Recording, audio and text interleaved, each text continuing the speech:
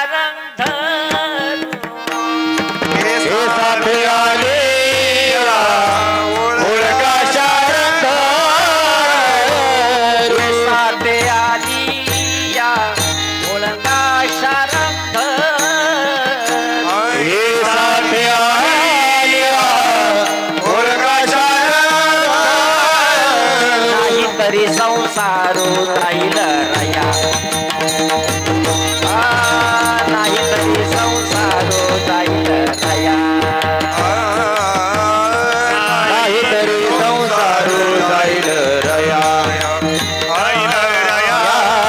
नाही तरी संसारो जाईल रया कवनाचे माय बाप कवनाचे गणगो कवनाचे माय बाप कवनाचे गणगो कवनाचे माय बाप कवनाचे गणगो कवनाचे माय बाप कवनाचे गणगो प्रगा जळावत जाईल रया जाईल रया प्रगा जळावत जाईल रया लयाईल रया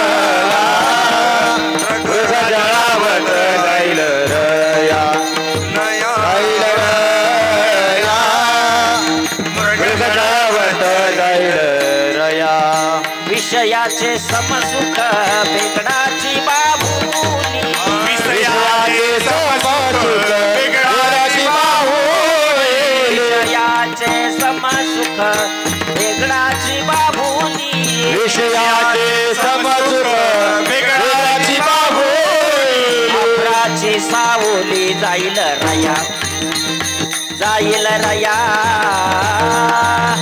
अभ्राची सावली जाईल रया जाईल रया अभ्राची सावली जाईल रया जाईल रया अभ्राची सावली जाईल रया ज्ञानदेव म्हणे पाहता पाहिले ज्ञानदेव म्हणे पाहता पाहिले ज्ञानदेव म्हणे पाहता ज्ञानदेव म्हणे पाहता पाहिले स्वप्नीचे चाहिले जाईल रया जाईल रया स्वप्नीचे चाहिले जाईल रया स्वप्नेचे चैले जाईल रया जाईल रया स्वप्नेचे चैले जाईल रया कवनाचे माय बाप कवनाचे गणगो कवनाचे माय बाप कवनाचे गणगो कवनाचे माय बाप कवनाचे गणगो कवनाचे माय बाप कवनाचे गणगो प्रगा जळावत जाईल रया जाईल रया प्रगा जळावत जाईल रया जाईल रया मृग जळावत जाईल रया जाईल रया मृग जळावत जाईल रया विठोबा रखुमा विठोबार भूमा जय जय विठोबा रखुमा जय विठोबार भूमाई विठोबा रखुमा भूमार भूमाई विठोबा रखुमा भूमार भूमाई विठोबा रखुमा भूमार भूमाई विठोबा रखुमा भूमार भूमाई विठोबा रखुमा भूमार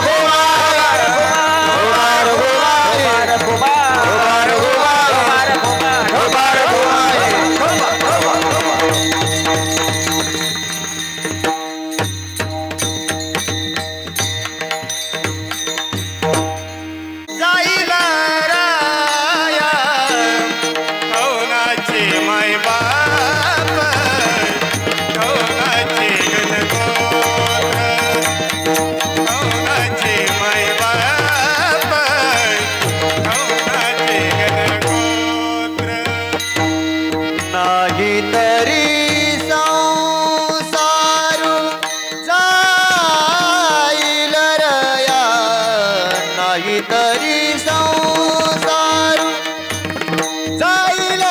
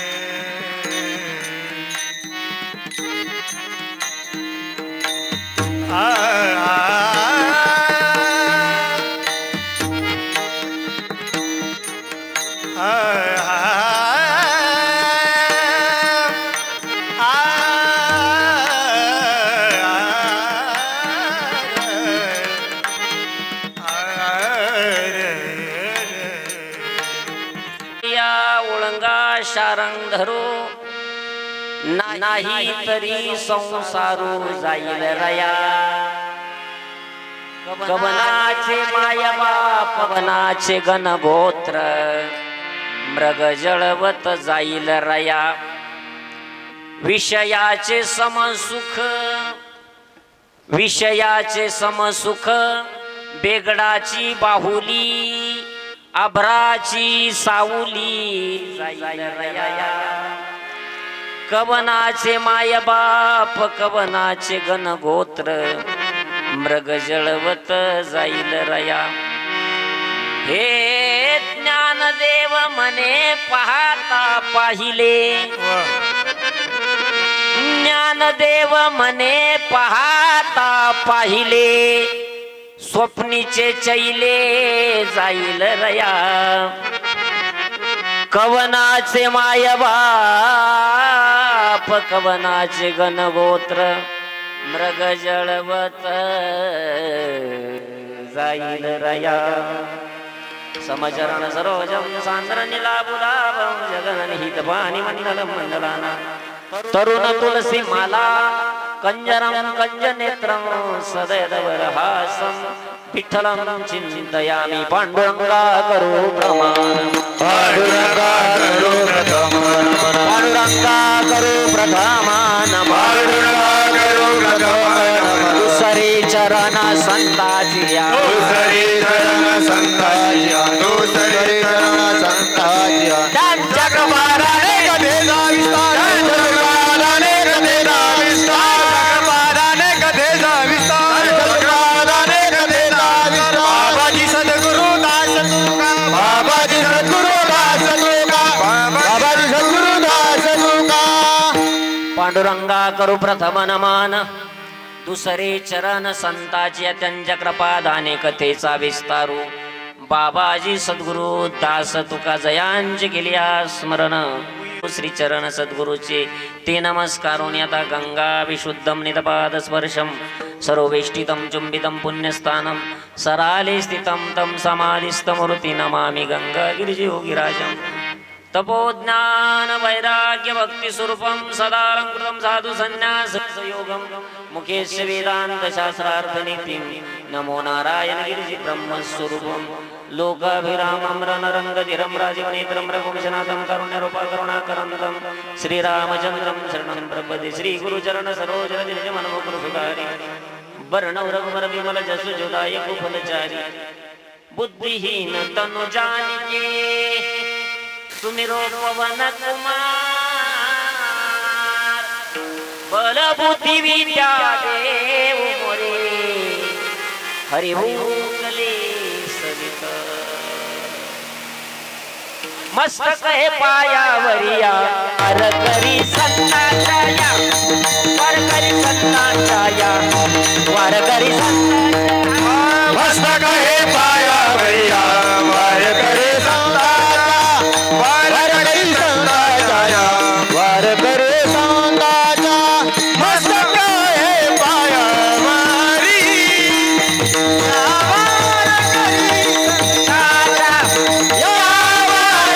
करे संताया वार करे संताया वार करे संताया मस्तक हे पायावरी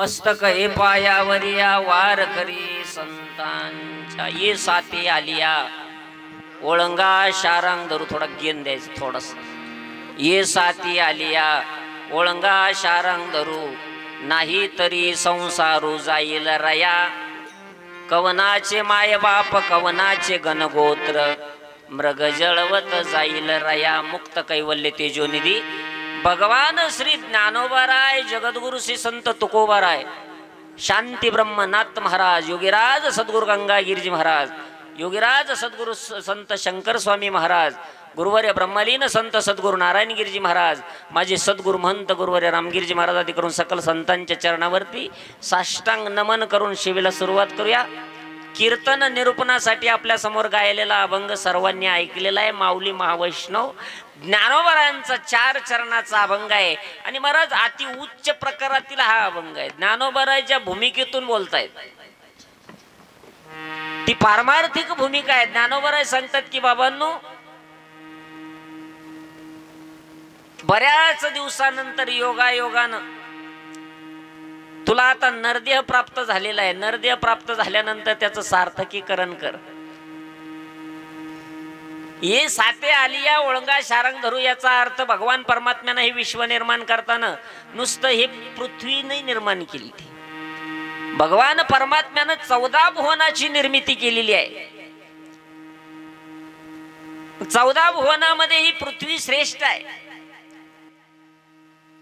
याच्यावरती नरदेह प्राप्त झाला की सगळ्या त्या ठिकाणी कोणत्याही ठिकाणी जाता येतं, काहीतरी प्राप्त करता येतं. असा नरदेह या पृथ्वी तलावर प्राप्त झाल्यानंतर, या भूलोकावरती प्राप्त झाल्यानंतर उच्च अवस्था उच्च गती त्या ठिकाणी प्राप्त करता येते. ही साधू संतांना ठाऊक आहे. आणि म्हणून बाबा तुझा जन्म व्यर्थ जायला नको म्हणून तू ये साथे आल्या. बघा जुन्या काळामध्ये शब्द होता. जुन्या काळामध्ये ज्या वेळेला बाजारमध्ये आपण लोक गेली तर त्या ठिकाणी धान्याची साथ वेगळी, भाजीपाल्याची वेगळी, आणखी काही काही खरेदी करायचं असेल तर साथ सांगितलं. ज्ञानोबा बोलतात ये साथे आल्या. या वेळेला या मृत्यू लोकामध्ये या वेळेला आल्यानंतर भगवान परमात्म्याची ओळखी करून घे, म्हणजे भगवान परमात्मा प्राप्त करून घे. नाही तर राजा, या शब्दाचा अर्थ राजा. अरे राजा, जसं अधिकार संपन्न महात्मे गुरुजी बसलेले आहे, वयोवृद्ध आहे गुरुजी बसलेले आहे खुर्चीवरती. एखादा विद्यार्थी गेला तर गुरुजी काय म्हणतात, अरे बाळा मला पाणी घेतो का रे. ही जशी गुरुजींची भाषा आहे तशी ज्ञानोबरायांची उच्च कोटीची भाषा आहे. ज्ञानोबराय बोलतात की बाबा ए राजा, अरे भगवान परमात्म्याशी ओळखी करू, नाही तर त्या ठिकाणी तुझा संसार व्यर्थ जाईल. संसार व्यर्थ जाईल याचा अर्थ घरदार बायका मुलं जनावर ढोर का नाही. संसार याचा अर्थ येणं आणि जाणं. संतांनी त्याला संसार म्हटलंय. विठ्ठल विठ्ठल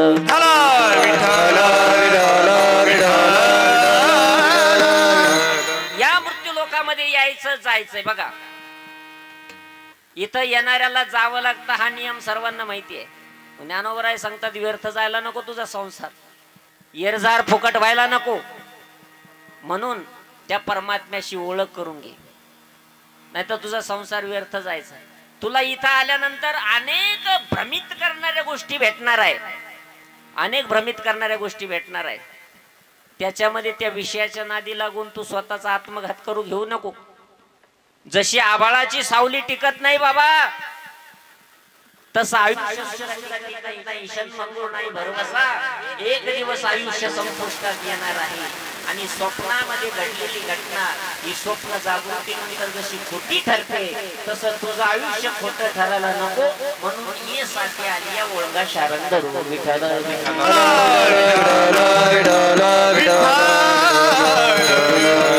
आता संकल्पित मर्यादित वेळेमध्ये माऊली महावैष्णव ज्ञानोबरांच्या अभंगावरती आपल्याला चिंतन करायचं आहे. तत्पूर्वी वक्त्यानं 2 शब्द आवाज कशाचा आहे बघा. भागाजी पाटील तुपे दादांना आपल्यातून जाऊन आज 10 दिवस पूर्ण झालेले आहे आणि दादांचा चेहरा पाहिल्यानंतर असं वाटत नसेल की या माणसानं कोणाचं आयुष्यामध्ये मन दुखवलं असेल. भरपूर वय होतं ना. वयोवृद्ध, तपवृद्ध, ज्ञानवृद्ध शिवराम दादा आपल्यातून निघून गेले.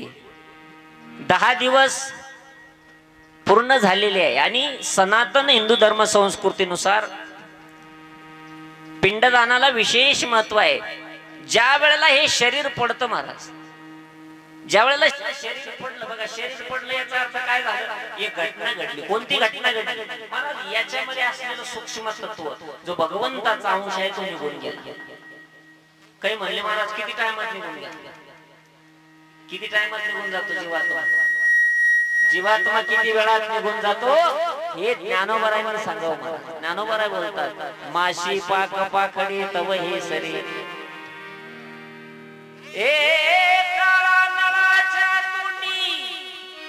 घातली लोणियाची मुंडी मासी पाक पाखडे तब हे सरे माशीला पंख फडफडायला जेवढा वेळ लागला महाराज तेवढाच वेळ या जीवात्म्याला या देहातून निघून जायला लागला. मग जीवात्मा या देहातून निघून बाहेर पडला की त्या शरीराला जी अवस्था प्राप्त होते ती एक वेगळी अवस्था आहे. विठ्ठल विठ्ठल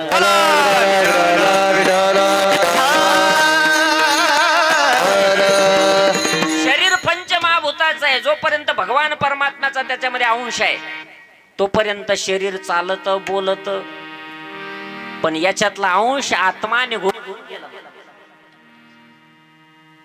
आत्मा निघून गेला त्यानं मार्गक्रमण करायला सुरुवात केली की शरीर पंचमहाभूताचं शरीर असल्याने त्याची किंमत शून्य झाली.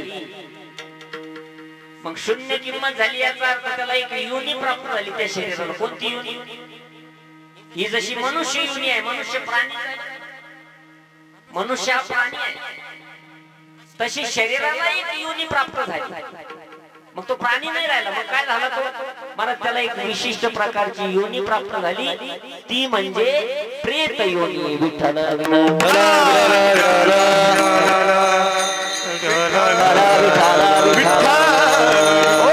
मग त्याला प्रेत योनी प्राप्त झाल्यानंतर त्या ठिकाणी सनातन हिंदू धर्म संस्कृती बारीक गोष्टीचं चिंतन करते.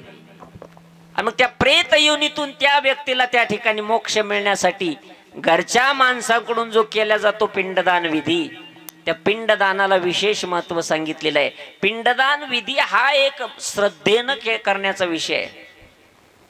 अंतकरणामध्ये आतोनात श्रद्धा. आज तुपे परिवारामधील आदरणीय शिवराम दादांचे या घरादारावर जे उपकार आहे महाराज, आजोबाचे वडिलांचे आपल्यावरती किती मोठे उपकार असतात.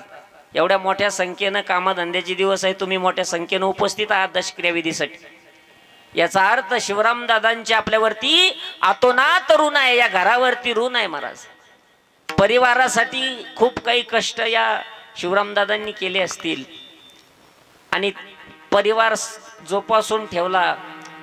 सुंदर असलेला शिवराम दादांचा परिवार सोडून अचानकपणे जावं लागलं. आयुष्य आता तरी त्या मानाने या जुन्या लोकांना चांगलं आयुष्य मिळालं. पुढची जी पिढी आहे ती 50-55 पर्यंतच चालली. मला वाटतं त्यांचं वय 75च्या पुढे असेल. 80 वर्षाच्या आसपास म्हणजे चांगलं वय, चांगलं आयुष्य मिळालं त्यांना. आणि आपल्यातून अचानकपणे जाणं झालं त्यांचं.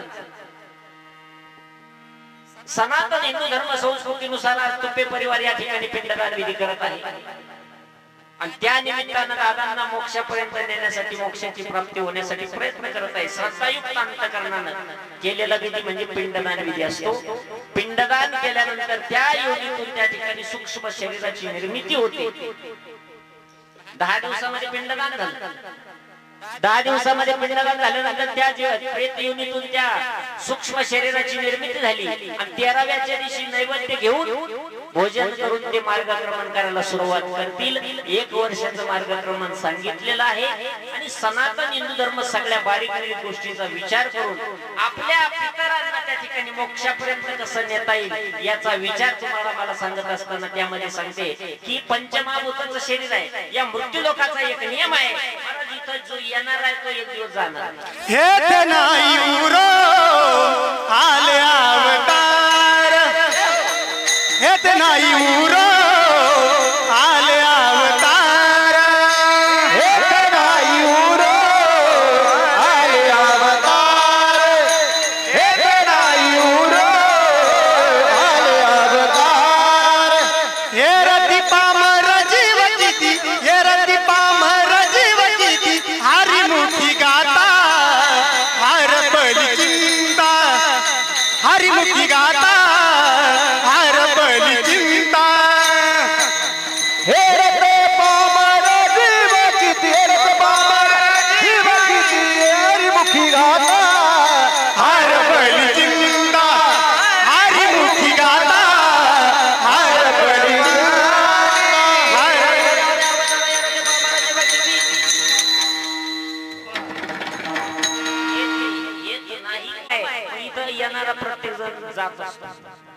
मी असेल तुम्ही असेल ते असतील हे असतील सर्वांना जायचंय.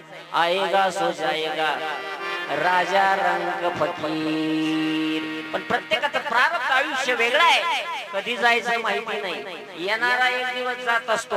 आणि आणखीन एक महत्वाची गोष्ट इथं ज्यांनी ज्यांनी उसनवारी करून ठेवली ती उसनं फेडल्याशिवाय जाता येत नाही. तुमच्याकडून मला अडचण आली म्हणून 50,000 रुपये घेतले आणि जाता जाता माझं जरा बरं वाईट झालं मी जर गेलो तर असं म्हणायचं नाही 50,000 बुडाले नाही. मग पुन्हा जन्माला यावं लागेल मला त्याच्या दारात त्याच्या घरी. मग काहीतरी गाढव कुत्रा होऊन खंती न करा ओने गाढव कुत्रा हे करून मला ते फेडावं लागेल ऋण. तसं या देहावरती 5 जणांचं ऋण आहे. देहावर 5 जणांचं ऋण आहे. आपल्याला असं वाटतं शरीर आहे म्हणून आहे पण याच्यामध्ये 5 तत्व एकत्रित आलेले आहे. जल तत्व आहे, पृथ्वी तत्व आहे, महाराज तेज आहे, वायू आहे. हे 5 जण एकत्रित झाले. आप आहे. हे 5 गोष्टी एकत्रित झाल्या. 5 गोष्टींनी एकत्रित येऊन एक खोका तयार झाला. या 5 जणांचे आपल्यावरती ऋण आहे. प्रत्येकाचे ऋण आपल्यावरती असतात. लक्षात घ्या. आता हा रस्ता आहे. उदाहरण करण्यासाठी सांगतो हा रस्ता आहे. आता आपण या रस्त्याने मोटरसायकलवर इथपर्यंत सुरक्षित आलो. एवढं पाणी पाऊस आहे, एवढा महापूर आला. मला वाटतं भिवगाव मध्ये सुद्धा पाणी शिरलं. महाराष्ट्रावरती खूप मोठं संकट आलं. 4-2 दिवसापूर्वी आपण पाहिलं तर गावाची गाव पाण्यात गेले. माझ्या शेतकरी राजाची शेती पाण्यात गेली. कष्टानं कमवलेलं महाराज सगळं एक क्षणभर सुद्धा विश्रांती न घेत काबाड कष्ट करणारा माझा बळीराजा. आणि तोंडात घास येण्याची वेळ तर त्या ठिकाणी अचानक कुठेपणे ढगफुटी सदृश्य पाऊस झाला. आणि माझे अनेक बळीराजे माझ्या शेतकऱ्याची जमीन माझी शेतकऱ्याची सर्व पिकं पाण्याखाली गेली. सर्व पिकं पाण्याखाली गेली. रस्ते खराब झाले. अनेक गावाचा संबंध तुटला. आता मी सांगत होतो की हा रस्ता आहे. आपण इथपर्यंत सुरक्षित आलो. तुम्ही पाटलांची वस्ती. आता आपण दशक्रियाविधी झाल्यानंतर निघून जाऊ. पण सूक्ष्म विचार करणाऱ्याला बारीक सूक्ष्म जर विचार केला तर हा जो रस्ता कोणी तयार केला असेल, वर्गणीतून केला असेल, कोणी कष्ट केले असेल, कोणी दगड आणले असेल, टाकले असतील, त्या ठिकाणी रस्ता तयार झाला. त्या लोकांचे कळत न कळत आपल्यावरती उपकार राहिले. ज्या विहिरीचं आपण पाणी पितो त्या विहिरीत कोणीतरी कष्ट केले, कुणाचा तरी घाम गळालेला आहे, त्यांचे सुद्धा आपल्यावरती ऋण राहिले. असे प्रत्येकाचे ऋण आहे. भगवान दत्तात्रय प्रभूने आपल्या जीवनामध्ये 24 गुरु काय जो जो घेतला जयाचा गुण तो तो म्या गुरु केला जाण. ए गुरु शियाले अपार पण जग संपूर्ण भावाला देत नाही, पत्नी पतीला देत नाही. असा जीव ज्यानं दान दिला त्याचं नाव परमात्मा आहे, म्हणून त्याला देवऋण म्हणतात. त्या भगवंताचे आपल्यावरती आनंद उपकार आहे. त्यानं आपल्याला दान स्वरूपामध्ये जीव दिलेला आहे. बरं एक ऋण जे आहे ते महाराज ऋषी ऋण आहे, साधू संतांचे ऋण आहे. काय ऋषी ऋण आहे? आपल्याला कीर्तन प्रवचन काय कळालं असतं? डाव्याला कीर्तनच पाहिजे, प्रवचनच पाहिजे असा नियम. आता बिहार मध्ये प्रवचन, पाकिस्तान मध्ये कीर्तन. मग हे कोणामुळे समजलं? आता इथं कीर्तन सुरू झाल्या बरोबर पंचपदी ताला सुरामध्ये पंचपदी सुरुवात झाली. गोड हार्मोनियमचा स्वर, गोड मृदंगाचा स्वर आणि असे सगळ्यांचे सूर लागले. पंचपदी सुरू झाल्याबरोबर तुम्ही मंडप मध्ये येऊन का बसले? त्याचं कारण आहे आपल्यावरती संस्कार आहे. कोणाचे? साधू संतांचे. मार्ग दावून गेले आधी मार्ग दावून गेले आहे, मार्ग दावून गेले मार्ग दावून गेले आहे. दयानिधी संत ते, दयानिधी संत ते, दयानिधी संत ते, दयानिधी संत ते, दयानिधी संत ते, दयानिधी संत ते. मार्ग दावून गेले आधी दयानिधी संत ते. जय हो. दयानिधी संत ते, दयानिधी संत ते. मार्ग दावून गेले आधी दयानिधी संत ते, दयानिधी संत ते, दयानिधी संत ते. आपल्यावरती कुणीतरी संस्कार केले. आपल्यावरती महाराज आम्ही 38 वर्षापूर्वी जन्माला आलो, आमच्यावर कोणी संस्कार केले आपल्या आजोबावर आपल्या पंजोबावर आपला जो परिसर आहे आमचा जो परिसर आहे सद्गुरू गंगागिरी महाराजांचा परिसर आहे आणि इकडचा जो परिसर आहे शंकर स्वामी महाराजांचा परिसर आहे हे जे महात्मे होऊन गेले हे ऋषी मुनी साधू संत महात्मे यांनी आपल्या आजोबा पंजोबा पर पंजोबा अपर पंजोबा खापर पंजोबावरती संस्कार झाले आणि त्या संस्कारातून हळूहळू आपण जन्माला आलो आणि म्हणून आपण कीर्तनात येऊन उभं राहतो यांच्या आपल्यावरती रूढ आहे कारण साधू संतांनी ज्यावेळेला या जगताकडे कृतये हायतो विष्णू त्रेतायां जायते मखे द्वापारे परिचर्याना कलियुग हरि कीर्तनात कृतयुगामध्ये वेगळी साधना आहे त्रेतायुगामध्ये वेगळी साधना आहे द्वापार युगामध्ये वेगळी साधना आहे पण कलियुगामध्ये नामस्मरणाने भगवान परमात्मा भेटणार आहे हे साधू संतांना समजलं अवघ्या वाटा झाल्याशी न अवघ्या वाटा झाल्याशी अवघ्या वाटा झाल्याशी न अवघ्या वाटा झाल्याशी न कलीन घडे साधन जय हो कलीन घडे साधन कलीन घडे साधन कलीन घडे साधन उचित विधी विधान उचित विधी विधान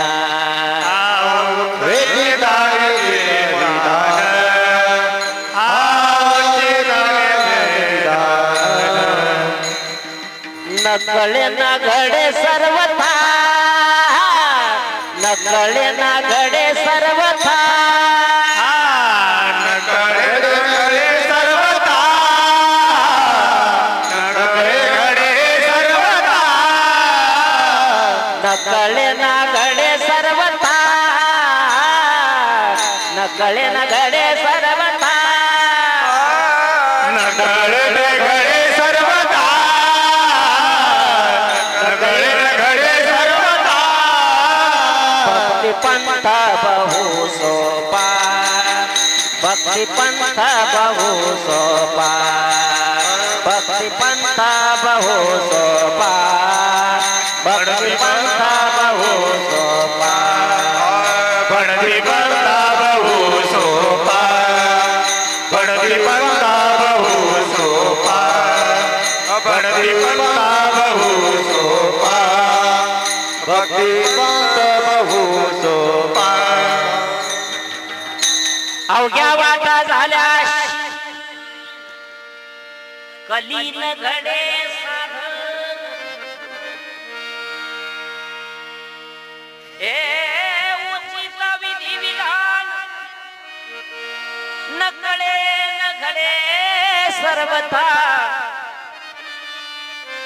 अवघ्या वाटा झाल्या सगळ्या वाटा झाल्या थकल्या या कलियुगामध्ये तशी साधना घडणं शक्य नाही मग साधू संतांनी काय केलं महाराज भक्ती पंथ बहु सोपा पुण्य नागविया पापा सोपे वर्म सोपे वर्म आमा ताळ दिंडिया ते घेऊन नाचा समाधीचे सुख सांगा बोवारू सोपं वर्म सांगितलं सोपं साधू संतांनी सोपा मार्ग दाखवला त्या साधू संतांच्या त्या ऋषी मुनींची जी परंपरा आपल्याला शिकवली त्यांच्या आपल्यावरती उपकार नाही एवढं आणखी एक धर्म असा आहे की ज्याच्यामध्ये महाराज प्रेताचे तुकडे केले जातात प्रेताचे तुकडे करून ते प्राण्यांना माशांना खाऊ घालतात असा एक धर्म पण सनातन हिंदू धर्म आम्हाला शिकवते की गेलेली व्यक्ती त्या व्यक्तीचा किती मोठा त्याग या परिवारासाठी होता त्यांनी काय काय केलं असेल या परिवारासाठी त्यांनी स्वतःच्या जीवाकडे नाही पाहिलं स्वतःच्या शरीराकडे नाही पाहिलं कारण ज्या वेळेला कर्तबगार बाप घर चालवत असतो महाराज तारांबळीचे दिवस होते पहिले आता सगळं जिथले तिथं आहे गाड्या घोड्या सगळं तुम्हाला आम्हाला ऐकताय परंतु पूर्वीचा जो काळ आहे सगळा उत्पन्न होता का लोकांना ₹1 गाडीच्या चाका एवढा दिसत होता. त्या तारांबळीच्या काळामध्ये सुद्धा शिवराम दादांनी त्या ठिकाणी कष्ट केले या परिवारासाठी. फाटलेली बन्याल घातली असेल, कुपरी घातली असेल, फाटलेलं धोतर घातलं असेल, पण माझा परिवार छत्रछायेखाली सुरक्षित राहावा, माझ्या मुलांना त्या ठिकाणी कुठल्याही प्रकारची सुख सुविधा कमतरता पडू नये याच्यासाठी आयुष्यभर आतोनात प्रयत्न करणार ते पात्र असताना तो कर्तबगार पुरुष, तो बाप असतो. हेच कार्य आमच्या शिवराम दादांनी केलं असेल या परिवारासाठी. करावं लागतं, जबाबदारी आहे, खांद्यावरची जबाबदारी घेतली परिवाराची, करावं लागतं. परंतु ती व्यक्ती जर अचानकपणे निघून गेली तर त्या परिवाराची सुद्धा मोठी जबाबदारी आहे. परिवाराची जबाबदारी आहे की त्या व्यक्तीला मोक्षाच्या पर्यंत त्या ठिकाणी नेऊन पोहोच करणं ही परिवाराची जबाबदारी.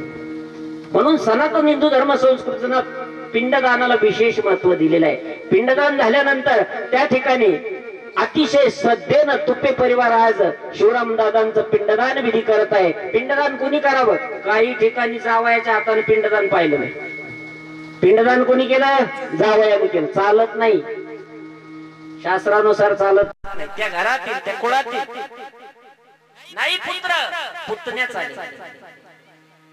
पिंडदान विधी झाल्यानंतर पंचतत्वाचं शरीर, पाणी आहे, तेज आहे, आकाशाची मोकळे. मी सांगितलं जो खाटीवर आला त्याला ताटीवर जावं लागलं. एक दिवस मी असेल, तुम्ही असू, कुणी असू द्या,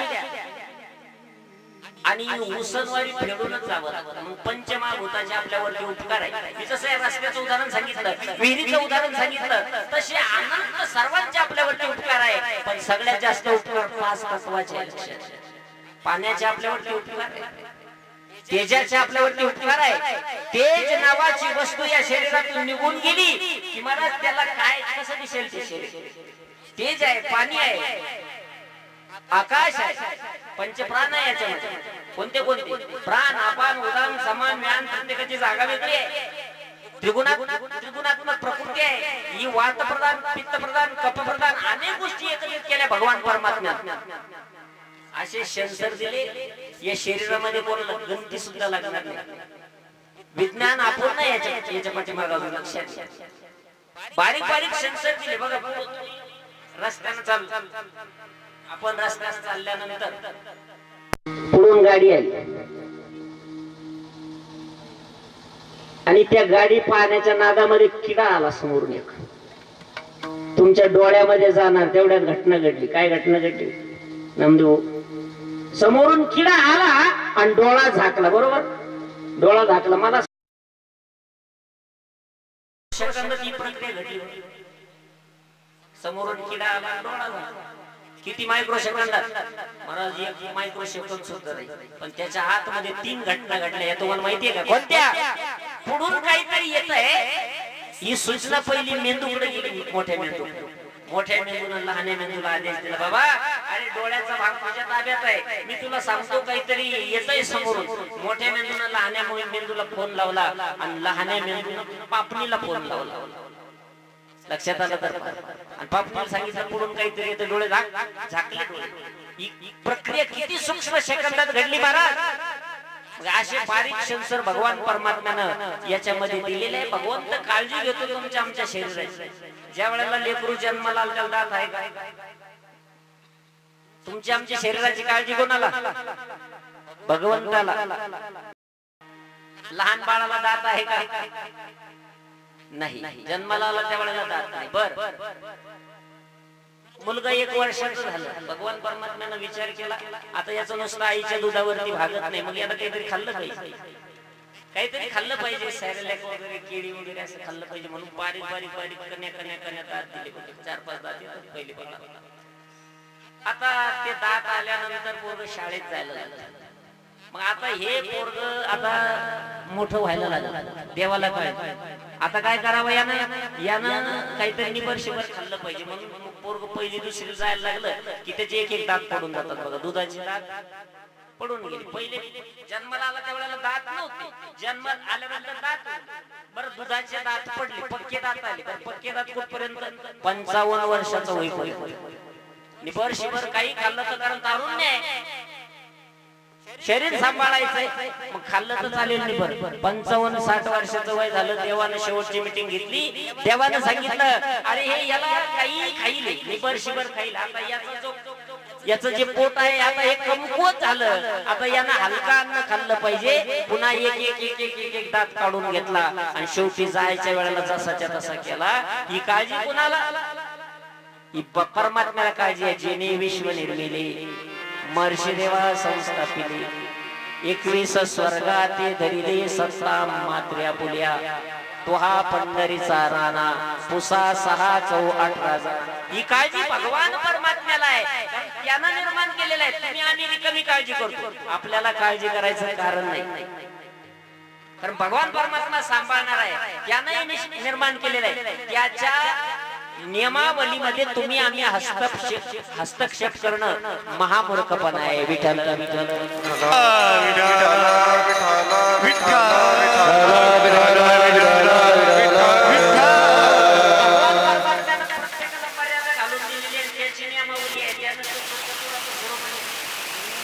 भगवंत कसा आहे आपण म्हणतो की नाही, चतुरातो शिरोमणी गुण लावण्याची खाणी मुकुट सकळमणी कन्या तोची विठोबा.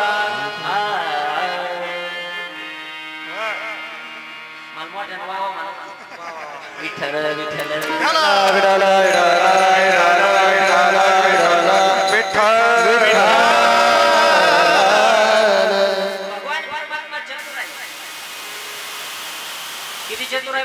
एकदा शनी महाराज आणि लक्ष्मी माता दोघांचं भांडण. शनी महाराज आणि लक्ष्मी माता देव किती चतुर आहे. शनी महाराज आणि लक्ष्मी माता दोघांमध्ये वाद सुरू झाला. लक्ष्मी म्हणत होती शनी महाराज तुमच्यापेक्षा मी सुंदर आहे. शनी महाराज म्हणले मी सुंदर. आणि बोलण्यात वाद सुरू झाला. मग आता जास्त वाद होऊ नये म्हणून निपटायला गेलं कोणाकडे, देवा परमात्मा विश्रांती करत होते. लक्ष्मी लांबूनच म्हणले देवा तुमच्याकडे भांडण आलं. कोणाचं भांडण? आमचं दोघांचं भांडण. शनी महाराज म्हणतात मी सुंदर आहे, मी म्हणते मी सुंदर आहे. दोघांमध्ये सुंदर कोण? भगवान परमात्मा चतुरातो शिरोमणी. भगवंतानं सांगितलं दोघांमध्ये सुंदर. क्षणभर विचार केला आणि लक्ष्मीला सांगितलं लक्ष्मी तू येताना सुंदर आहे, शनी महाराज तुम्ही जाताना सुंदर. लक्षात आलं तर पहा, लक्ष्मी येताना सुंदर आहे, येताना सुंदर आहे. आणि शनी महाराज 7.5 संपताना सुंदर आहे. चतुरातो शिरोमणी असलेला भगवान परमात्म्याने त्याने विश्व निर्माण केलेलं आहे. त्याच्या सत्तेनं सगळं चालतं. भगवान परमात्मा सांगतात म्या बोलविल्या वेद बोले, म्या चालविल्या सूर्य चाले, म्या हलविल्या प्राण हले, जो या जगाते चालिता. वृक्षाचे पाणी हलेजाची सत्ता, राहिली अहंता मग कोटी. करता अर्था करविता परमात्मा आहे, त्याच्या सत्तेनं विश्व चालतं. आणि ते नाही ते दुःख आपण डोक्यावर घेतो. नाही नाही मी नसेल तर कसं होईल, काय होईल. घरात आपण प्रत्येक गोष्टीत विचार करतो ना, तणाव घेतो डोक्यामध्ये. महाराज मी माझ्या मनाचं सांगत नाही. जीवनामध्ये आनंद, खरा आनंद मिळवायचा असेल तर एक काम करावं लागेल. काय करावं लागेल? सर्वस्वी भार. मी काही करत नाही, करता अर्थ परमात्मा आहे. संसार करून घेणारा, व्यवहार करून घेणारा, माझ्याकडून कर्म करून घेणारा भगवंत आहे. मी कोणी नाही. मी तीळ मात्र. मी महाराज मी कोण आहे? महाराज सांगतात की मी कोण आहे याचा करावा विचार. म्हणे ज्ञानेश्वर निवृत्तीचा. मग आता काय करायला पाहिजे? मी कर्तव्य काय करायचं नेमकं? महाराज मी फक्त सर्वस्व भार. तुका म्हणे भार घातलियावरी, तुका म्हणे भार घातलियावरी, तुका म्हणे भार घातलियावरी. होईल कैवारी नारायण, होईल कैवारी नारायण. सर्वस्व भार भगवान परमात्म्यावरती घातला की भगवान परमात्मा कैवारी होतो. अनेक उदाहरणं आपण पाहिजे. साधू संत सर्वस्वी भार साधू संतांनी भगवान परमात्म्यावरती घातला. त्या भगवान परमात्म्यावरती आम्हाला खरा आनंद जर जीवनाचा मध्ये मिळवायचा असेल तर आम्हाला सर्वस्वी भार भगवान परमात्म्यावरती घालावं लागेल. कोण हा भगवान परमात्मा ज्याने विश्व निर्माण केले? त्याची ओळख कशी होईल? मला त्याची ओळख व्हावी, त्याला जाणता आलं पाहिजे. चतुर असलेला भगवान परमात्मा, षड गुण ऐश्वर्य संपन्न असलेला भगवान परमात्मा, त्याची अनुभूती आमच्या जीवनामध्ये येणं अत्यंत महत्वाचं आहे. आणि तो प्राप्त करण्यासाठी तुम्हाला आम्हाला नरदेह प्राप्त झालेला आहे. नरदेह आम्ही प्राणीच आहे, माणूस सुद्धा प्राणीच आहे आणि इतर सुद्धा दुसरे प्राणीच आहे. नाहीतरी काय थोडे श्वान शुकर बापुडे, इतर सुद्धा प्राणीच आहे, पण आणि काही ज्ञान नाही कोठे. याचमध्ये घडे देवाचे भजन आणि कहे ज्ञान नाही कोठे, आणि कहे ज्ञान नाही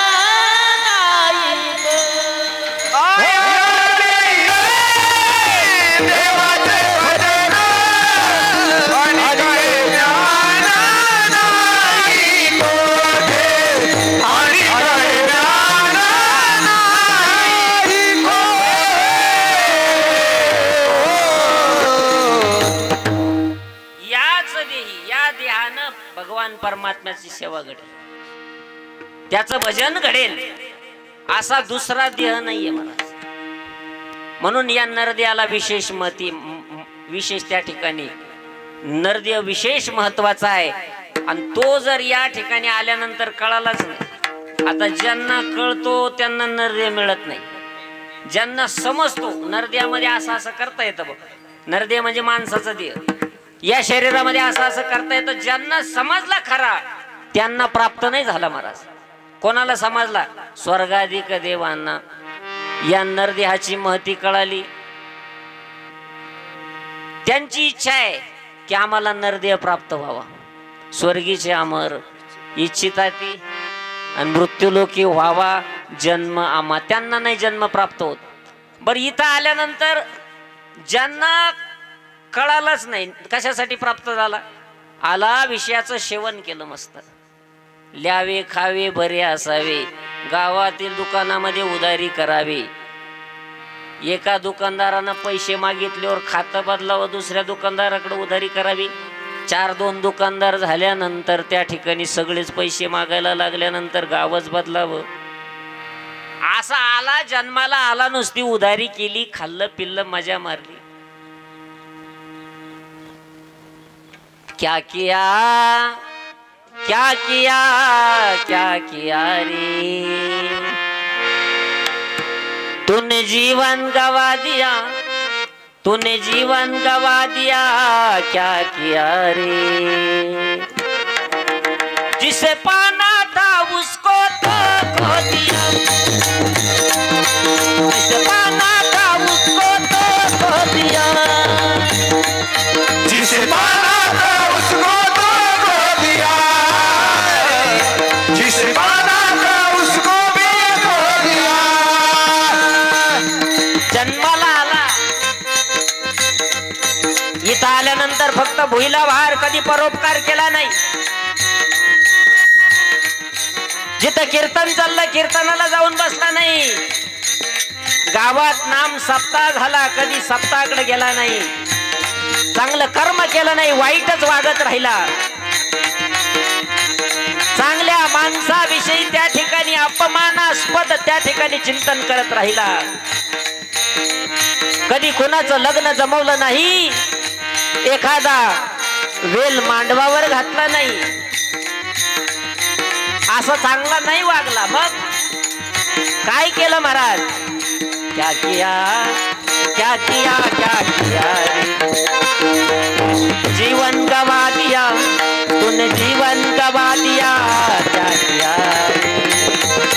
जिसे पाना था उसको तो खो दिया, जिसे पाना था उसको तो खो दिया, जिसे पाना था उसको तो खो दिया, जिसे पाना था उसको तो खो दिया.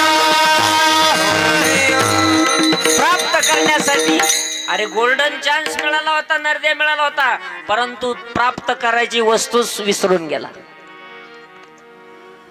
ही गोष्ट ज्याच्यासाठी मिळाली, नरदेह कशासाठी मिळाला माझ्या मनाचं सांगणार नाही, साधू संतांचे विचार सांगे.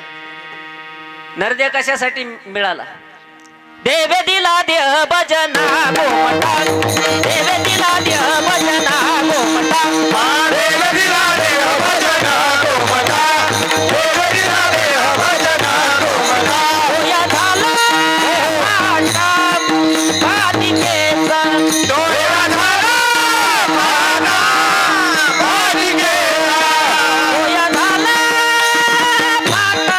बालिकेचा डोळ्या झाला पाना बालिकेचा देव दिला देह भजना गोमटा देव दिला देह भजना गोमटा देव दिला देह भजना गोमटा देव दिला देह भजना गोमटा भजना गोमटा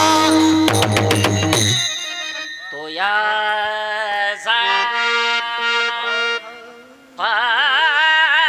पाटाबादिके भगवान परमात्म्यानं सुंदर नरदेह दिला भजनासाठी. हे आम्हाला लवकर मान्यच होत नाही. लवकर मान्य व्हावं महाराज. काही गोष्टी मान्य व्हाव्या. आपण किती पाण्यात आहे हे खरं मान्य व्हावं प्रत्येकाला. आपल्यामध्ये काय अज्ञान लपलेलं आहे हे मान्य व्हावं. आपण नरदेह कशासाठी प्राप्त झाला हे मान्य व्हावं. भगवान परमात्म्यानं हा देह कशासाठी दिलेला हे मान्य व्हावं. अर्ध्या आयुष्यामध्ये मान्य झालं तर तिथून पुढच्या काळामध्ये परमार्थ करता येईल. मान्यता झाली पाहिजे की हा देह मला नुसता विषयासाठी संसार करण्यासाठी नाही दिलेला. मग हा देह कशासाठी दिला? भगवान परमात्म्याचं भजन करण्यासाठी दिलेला आहे. आणि जी गोष्ट ज्याच्यासाठी दिलेली आहे त्याच्यासाठी वापरली पाहिजे.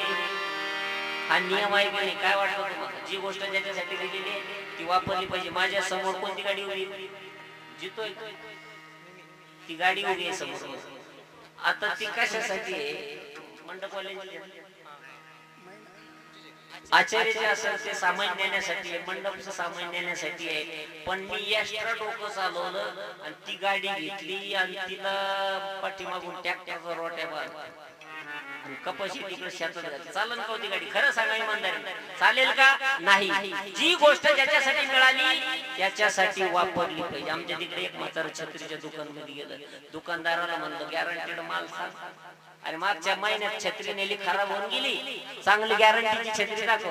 तो म्हणला दादा 500 रुपयाची छत्री गॅरंटी 10 वर्षाची चालन का? म्हणलं दे ना. 500 रुपयाची छत्री घेतली, गॅरंटीचा कागद लिहून दे. 10 वर्षामध्ये मोडली तोडली काड्या मोडल्या काही झालं तर बदलून भेटल. छत्रीची गॅरंटी 10 वर्षाची. तर खुश झालं. 500 रुपये दिले, छत्री घेतली, गॅरंटीचा कागद लिहिला दुकानदारानं. 10 वर्षामध्ये मोडली तोडली काड्या मोडल्या काही झालं तर बदलून भेटल. छत्रीचा कागद आणि ती गॅरंटीचा कागद आणि छत्री देता देता पुन्हा काय झालं सांगितलं, दादा 10 वर्ष टेन्शन घेऊ नका. 10 वर्षामध्ये कधी काड्या मोडल्या मळाली काही झाली फाटली तर बदलून भेटल. फक्त हिला 2 गोष्टीपासून जपा. उन्हात नेऊ नका आणि पावसात उघडू नका. समजलं तर फार. मग त्या म्हाताऱ्याने विचार केला छत्रीचं तिसरं काम काय? तसा भगवान परमात्म्याने दिलेला जो नरदेह आहे हा अत्यंत दुर्लभ आहे. दुर्लभ माणूस देऊ देही नाम क्षण बंधुरा तत्रपि दुर्लभ मन्ये वैकुंठ प्रिय दर्शनम. दुर्लभ असलेला नरदेह तुम्हाला आम्हाला प्राप्त झाला, पण त्याची महती आपल्याला कळाली नाही. कशासाठी नरदेह प्राप्त झाला हे समजलं नाही.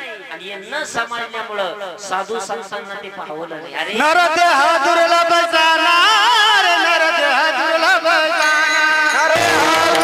जाणार, नरदेह दुर्लभ जाणार. शतवर्षाची गणना, शतवर्षाची गणना, शतवर्षाची गणना, शतवर्षाची गणना. मध्ये दुःख यातणार, त्यामध्ये दुःख यातना, त्यामध्ये दुःख यातना, त्यामध्ये दुःख यातना. कोणी आठवा मधुसूदन,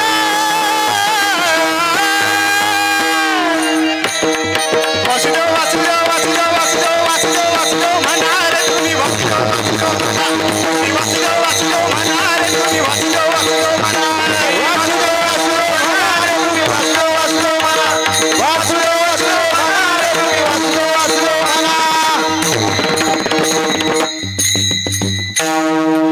नरदेह दुर्लभ जाना त्यामध्ये दुःख यातना. तुम्ही आठवा मधुसूदना वासुदेव वासुदेव म्हणा तुम्ही वासुदेव वासुदेव म्हणा. हे नरदेह दुर्लभ जाना त्यामध्ये दुःख यातना शतवर्षाची गणना त्यामध्ये दुःख यातना वासुदेव वासुदेव म्हणा तुम्ही वासुदेव वासुदेव म्हणा. सा धप धम पम मद सा नी धप मग रे सा. माझा जसा श्वास निघतो तसे हार्मोनियम वाजत आणि टीव्ही चॅनलला अनेक ठिकाणी नानांनी कीर्तन वाजवले बरं का. महाराष्ट्रभर जिथं जिथं आमच्या शूटिंग झाल्या टीव्ही चॅनलवर त्या ठिकाणी कारभारी नानांनी अतिशय सुंदर हार्मोनियमची साथ दिली. एखाद्या व्यक्तीला वरदान असतं महाराज. नाही तर काही ठिकाणी एक जणाला म्हणलं पिंपलाच वाजना तुम्ही म्हणा तर खरी पण महाराज श्वास ना श्वास इथं सगळं तोला मोलाच आहे. म्हणणारी गायणारी मंडळी हुशार आहे. मृदंग तर महाराज मर्दानी वाद्य आमचे ऋषी महाराज काय मृदंग वाजवतात. गोड हार्मोनियम आहे. गोड गाणारी मंडळी आहे सुरामध्ये. साऊंड सिस्टीम सुद्धा खूप गोड आहे. सगळीच मंडळी हुशार आहे. ऐकणारे सुद्धा हुशार आहे. सगळेच हुशार. मी काही येडपट थोडी. सगळ्यांच्या उपस्थितीमध्ये शिवरामदादांना आपल्याला भावपूर्ण श्रद्धांजली अर्पण करायची आहे. त्या निमित्तानं जो काही वेळ आपल्याकडे शिल्लक आहे मी सांगत होतो वासुदेव प्रकरणातील एक प्रमाण दिलं. तुम्ही आठवा मधुसूदन. वासुदेव प्रकरण आहे बघा. काकडा सुरू होईन आता कार्तिक स्नान त्याच्यामध्ये वासुदेव प्रकरण आहे. तो वासुदेव येत होता पूर्वीच्या काळी. वासुदेव यायचा कधी गाव जागवायला यायचा. दान पावल आई बापाच्या नावानं दान पावल. पहाटे पहाटे वासुदेव यायचा ना भजन गावामध्ये त्या ठिकाणी त्याचा भजनाचा सूर यायचा महाराज. सगळे लोक जागी व्हायचे पहाटे. सकाळी सूर्योदयाच्या पूर्वी पूर्वी उठत होते सगळे. वासुदेव आल्यानंतर जागा करायचा गावात. आता बी येतो वासुदेव पण जरा लेट येतो. पल सरोवर येतो 10:30 वाजता. वासुदेव येत नाही असं नाही. येतो पण पूर्वीची जी परंपरा होती पिंगुळ बाबा यायचा. तो पिंगुळ काय करायचा झाडावर बसून राहायचा. चव्हाण पाटील झाडावर बसून राहायचा. झाडावर बसून राहायचा. खाली कपडा आखून ठेवायचा. मग ज्याला जे अपेक्षित आहे जे दान करायचं ते त्यानं ते वस्त्र दान करायचं ते पिंगुळ बाबा. साधू संतांनी काय केलं महाराज याचे रोपण केले. जोगी यायचा स्मशान जोगी. स्मशानात राहायचा. अंगाला भस्म लावलेलं मोराचा मुकुट घातलेला तो स्मशान जोगी यायचा गावामध्ये. हर हर हर हर शंकरा शिव शिव शिव शिव शंकरा असं म्हणत स्मशान जोगी यायचा आणि जागवायचा बोध करायचा. आणि आल्यानंतर त्या ठिकाणी सर्वांना जागवत होती आणि साधू संतांनी त्याचं रोपण केलं. गातो वासुदेव मी ऐका चित्त ठाई ठेवून भावे ऐका डोळे झाकून रात्र करू नका काळ करीत बैसला शिलेका राम राम स्मरादी लावू करा गाठ खाला मळबंदी सांडा वाहू गया उपाधी लक्ष लावून राहा गोविंदी. यांनी जागवण्याचं कार्य केलं बघा. पिंगळा एक प्रकरणामधील एक अभंग आहे. त्या अभंगामध्ये नाथ महाराजांनी तुम्हाला मला भीती घातलेली. भीती असं जर नाही केलं तर असं होईल. अगोदर साधू संतांनी काय केलं. लागून या पाया विनवितो तुम्हाला करटाळी बोला मुखी नाम. तुमच्या पाया पडतो बाबा परंतु भगवान परमात्म्याचं नामचिंतन करायला विसरू नका. तुकोबारा याच्या पुढे जाऊन सांगतात माग काय झालं पाहू नको. मागे झाले ते पाहू नको पुढे जा. मागे झाले ते पाहू नका पुढे जा. मी नाही तुका माग काय झालं पाहू नको पण आता नामस्मरण करायला विसरू नको. काही म्हणले आम्ही ऐकतच नाही ऐकत. त्या वेळेला काही संतांनी महाराज शिव्यासारखं सुद्धा बोलतो. नाथ महाराज सुद्धा म्हणतात काय माय गेली होती भूतापाशी हरी नाही मुखाशी हरी मुडा. तुकोबारा सुद्धा एखाद्या वेळेला रागवतात आणि शिव्या घालतात. किती सांगू तरी नाही कधी बटे पुढे शिंदळीचे रडती. अरे आता ऐकत नाही पण पुढे घात होईल लक्षात ठेवा. म्हणून मी सांगतो ते ऐका. आम्ही सांगतो ते ऐका. नाथ महाराज म्हणले मी सांगतो ते ऐका बाबा. चांगलं सांगणार असेल तर ऐका. 25 एकर जमीन होती. आता 5 एकर शिल्लक राहिली आणि घराचा मालकाला रात्री 10:30 वाजता लेझिम खेळत येणारा बाप पोरानं पाहिला. 10 वर्षाचं 5वीला शिकत असलेलं पोरग त्या कोवळ्या लेकराच्या डोळ्यामध्ये अश्रू सरळले आणि पोरानं सांगितलं, बाबा ओ बाबा बोलायचंय तुमच्याशी 1 मिनिट.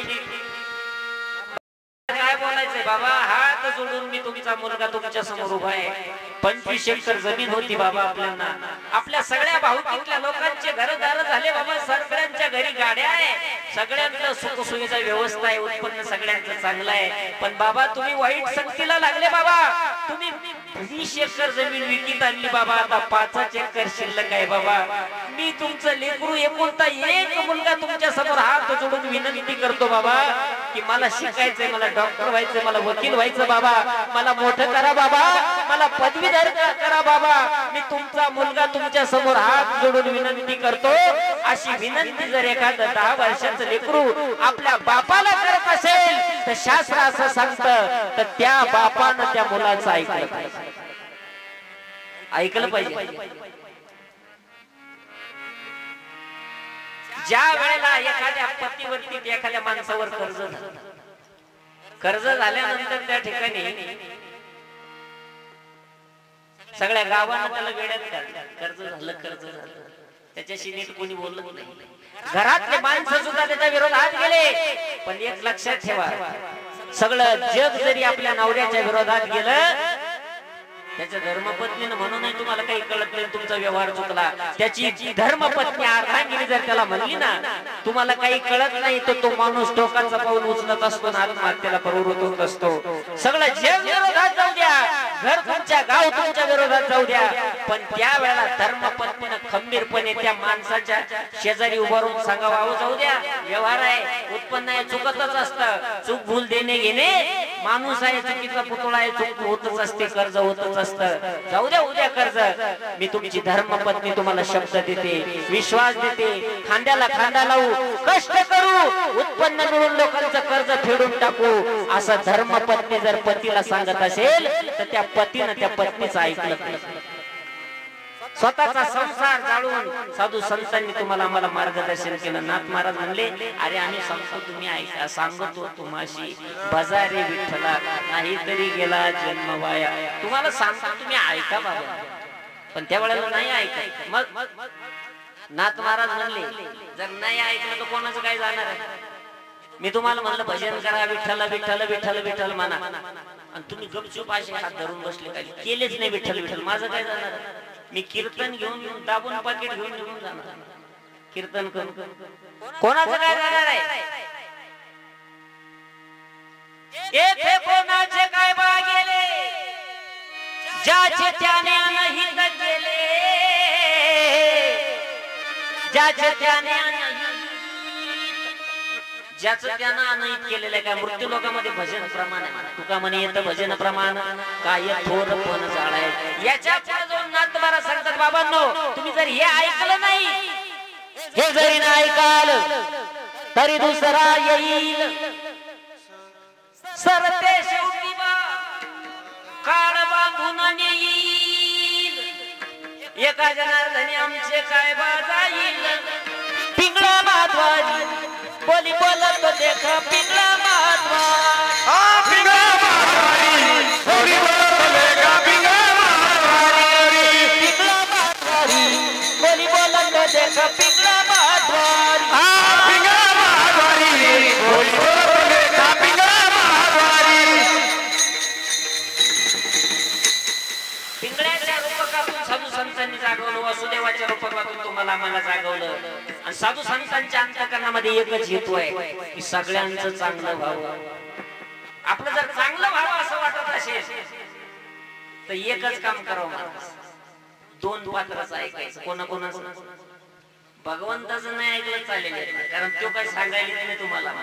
वाईट वागतो एखादा त्या देवाला का सांगायला नाही, मग दोघांचं ऐकायचं.